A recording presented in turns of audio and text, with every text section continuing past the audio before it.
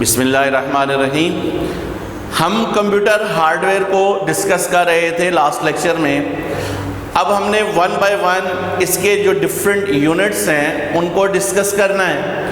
आज के लेक्चर में हमने जिस यूनिट को डिस्कस करना है वो है input unit. Input means data and process of giving data to computer.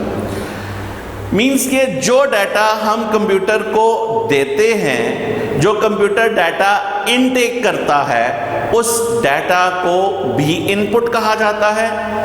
और process of feeding data is also known as input. Input unit का जो मेन काम है वो ये है कि इसकी मदद से कंप्यूटर जो है वो आउटसाइड वर्ल्ड से कोई चीज़ एक्सेप्ट करने के काबिल हो जाता है। मीन्स के जब कंप्यूटर को हमने कोई भी चीज़ देनी है तो उसके लिए हम किसे यूज़ करेंगे?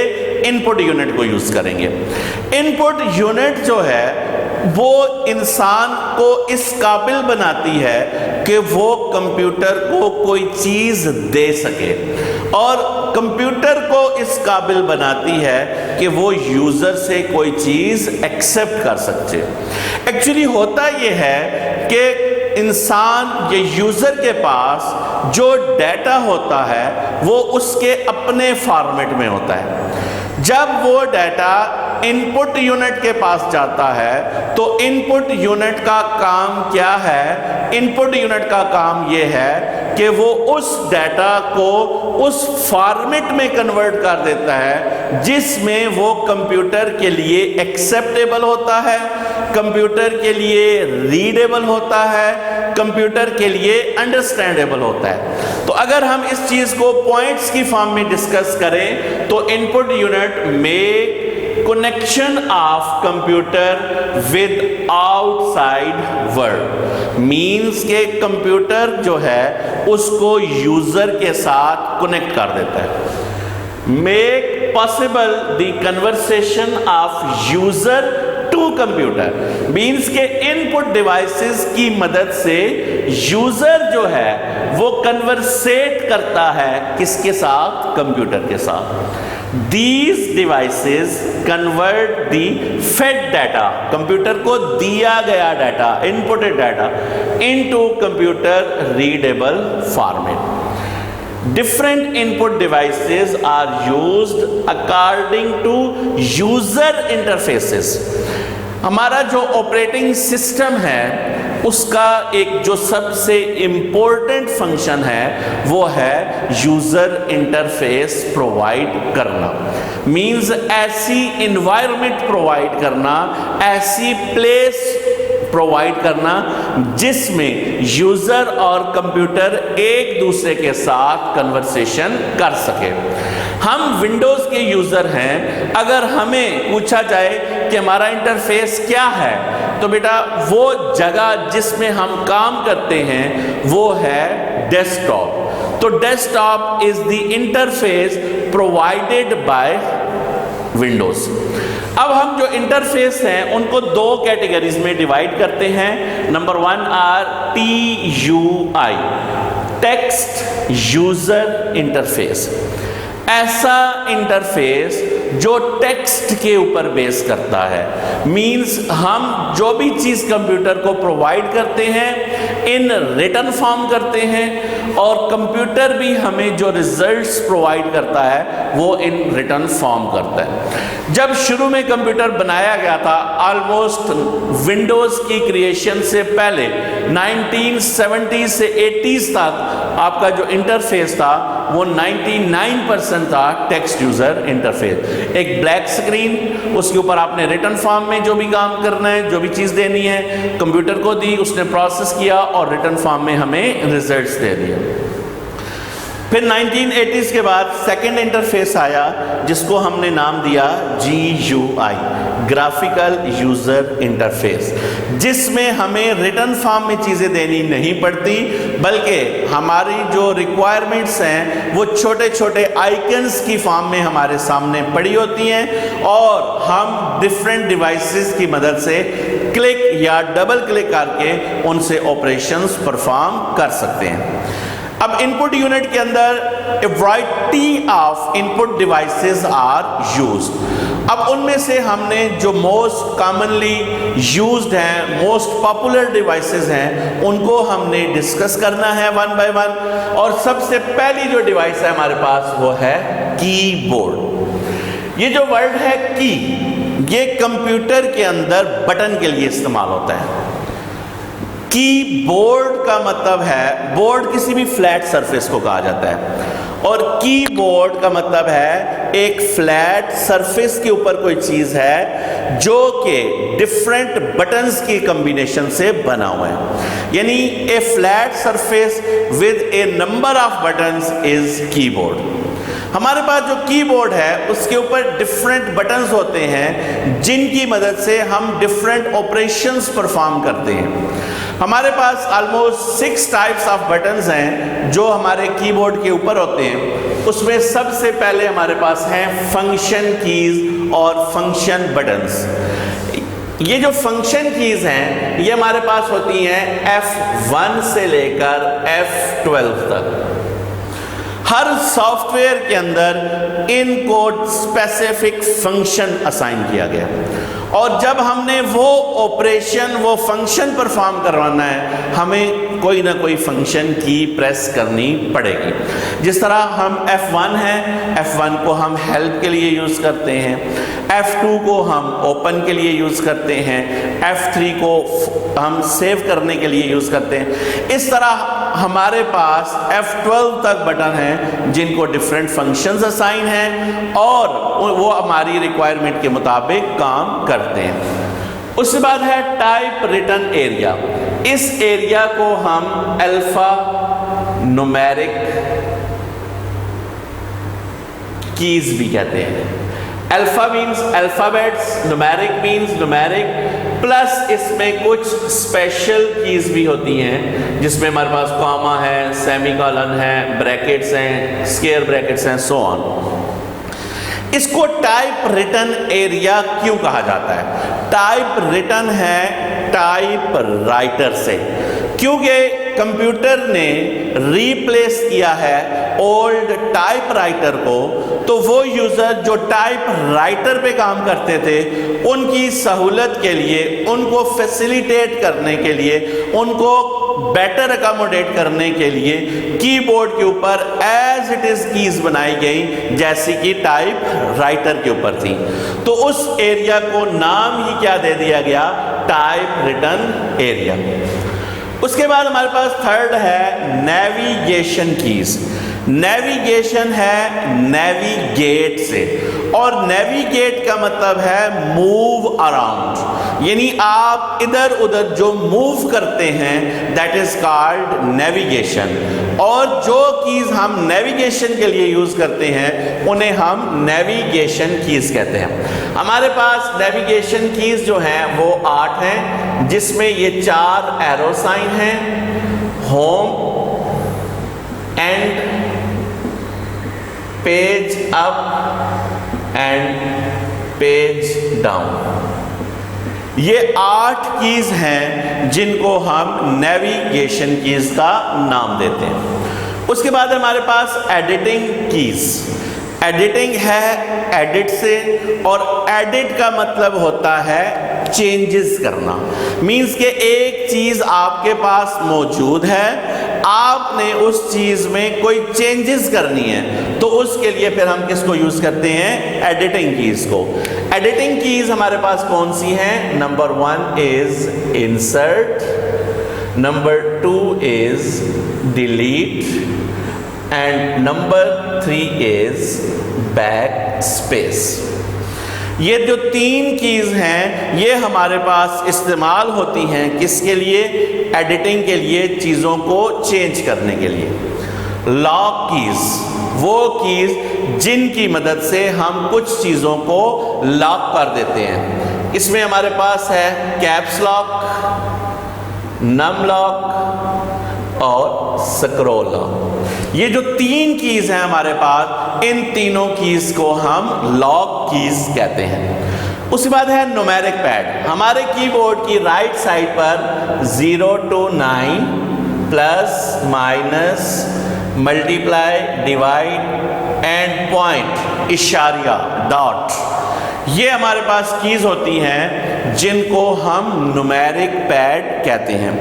हमारे पास जो अल्फा न्यूमेरिक कीज हैं उनके अंदर भी ये चीज़ें होती हैं, लेकिन कैलकुलेशन से रिलेटेड काम करने के लिए, मैथमेटिकल काम करने के लिए ये न्यूमेरिक पैड एक जगह पे प्रोवाइड किया जाता है ताकि हम इजीली काम कर सकें। लेकिन हमारे पास जिस तरह कुछ लैपटॉप्स हैं जिनके कीबोर्ड के अंदर ये न्यूमेरिक पैड नहीं भी होता, तो ये जो 6 हमारे पास कीज हैं इनको हम बेसिक कीज कहते हैं। ये हमारे कीबोर्ड के अंदर मौजूद होती हैं, इनको हम डिफरेंट ऑपरेशंस के लिए अकॉर्डिंग टू कैटेगरी इस्तेमाल करते हैं। इसके अलावा भी हमारे कुछ कीबोर्ड्स ऐसे होते हैं जिनके ऊपर इसके अलावा भी कीज होती हैं, जिसमें इंटरनेट कीज हो गई, मल्टीमीडिया कीज हो गई, लेकिन these are not basic keys, these are facilitating keys. यानी ये कीज ऐसी हैं कि अगर ये मौजूद हैं तो हमें बेनिफिट है, लेकिन अगर मौजूद नहीं है तो हमें कोई नुकसान नहीं है।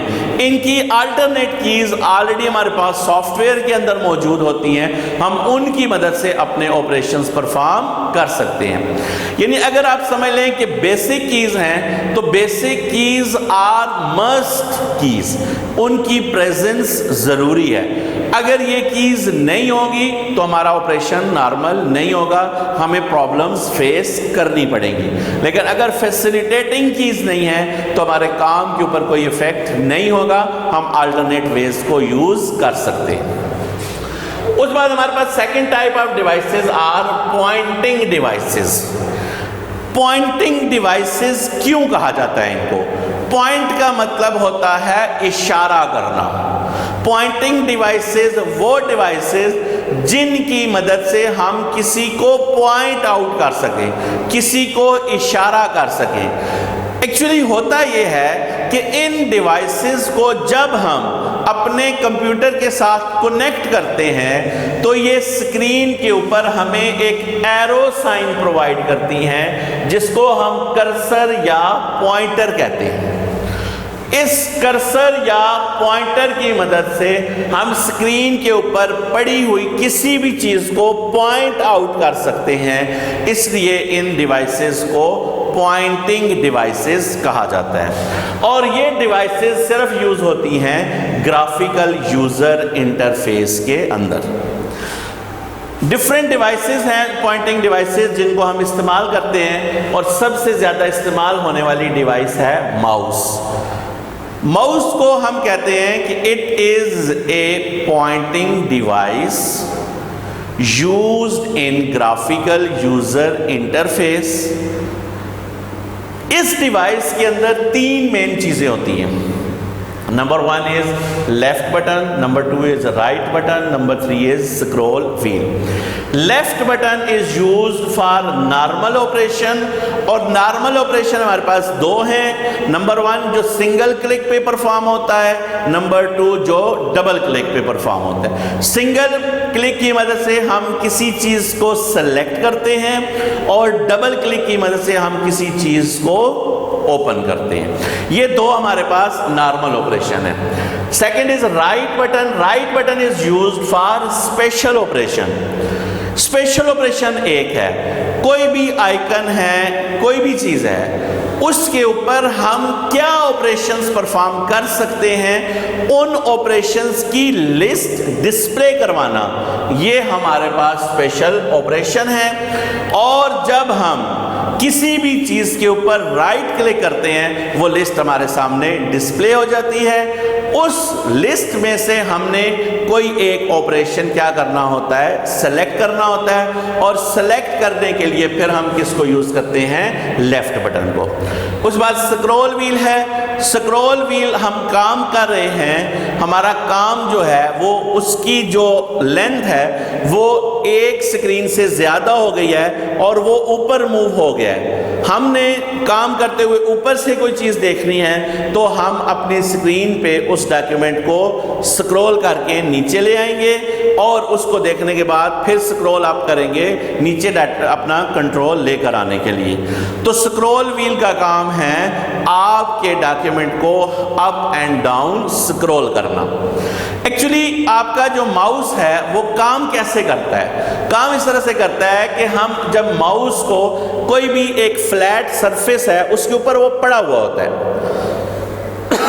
हम उसको ड्रैग करते हैं। जब ड्रैग करते हैं तो माउस के बॉटम में एक बॉल होती है, वो बॉल जो है वो मूव करती है, उस बॉल की मूवमेंट से पॉइंटर मूव करता है।